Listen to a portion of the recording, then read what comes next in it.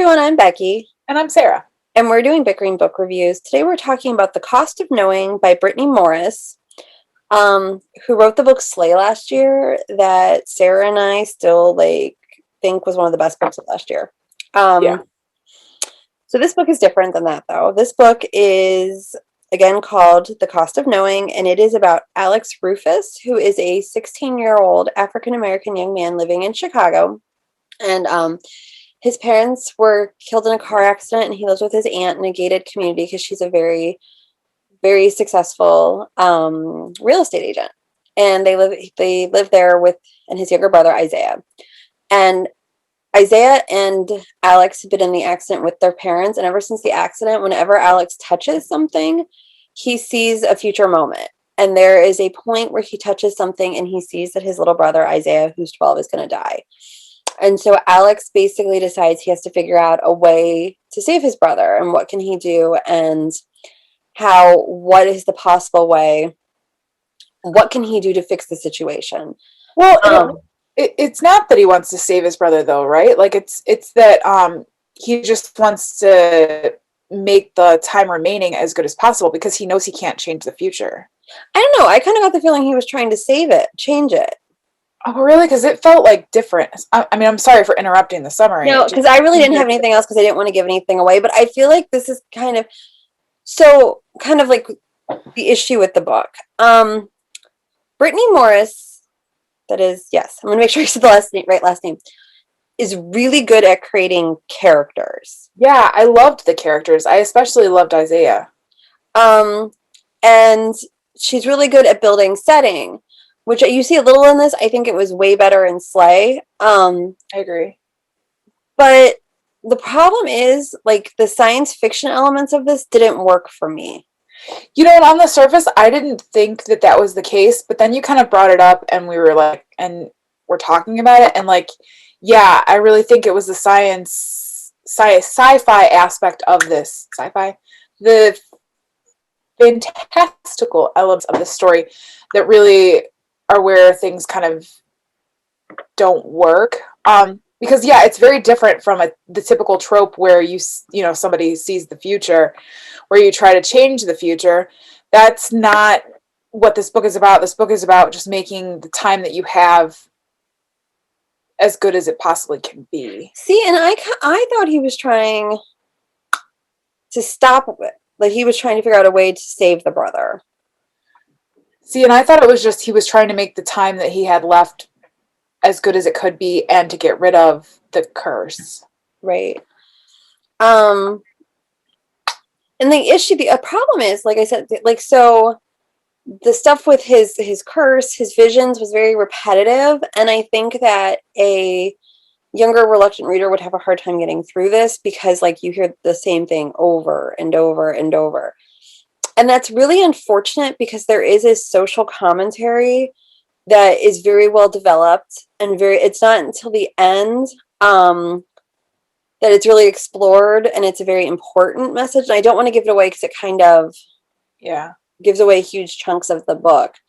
Because it's hard to describe some of the parts that I really kind of disliked. Because like the ending was not emotional to the degree that I thought it should be or would be believable. Right. And then also, as you're talking about the repetitiveness, it was distracting. Like, he'd say the same exact thing every single time. Like, you knew it was going to happen, so you don't have to describe it every single time. Like, the first few times, and we're good. But then also, it was distracting when he would stop the narrative to say, oh, well, this is how he's going to die. And it's like, you don't have to tell me that. I'm already thinking that. Like, it just seemed like it was added details that didn't need to be there. It was unneeded. Right. Well, and no, because we both said the same thing. So there is a tragedy near the end of the book, and the way that the main character reacts to the tragedy emotionally, it felt disingenuous to the rest of the character. Yeah. And it's unfortunate because, like I said, like, she is excellent at writing characters. She's excellent at writing settings. which I didn't realize I really cared about settings until like the last like year or so. But I didn't emotionally connect with the characters. And it's unfortunate also, like I said, because like this message, there's like this idea that no matter how careful you are, and particularly with Alex being a young African American man, that he can do everything right, but it's other people and the way they view him, even if that presumption is entirely wrong, and what other people's basically racist beliefs are always going to impact him and always affect his safety. And that is like such a true message that should be explored more in society. Um, and it was nice that it was in a book, because I haven't seen it like presented that way in a book, but it kind of got lost with the repetitiveness of the sci-fi angle.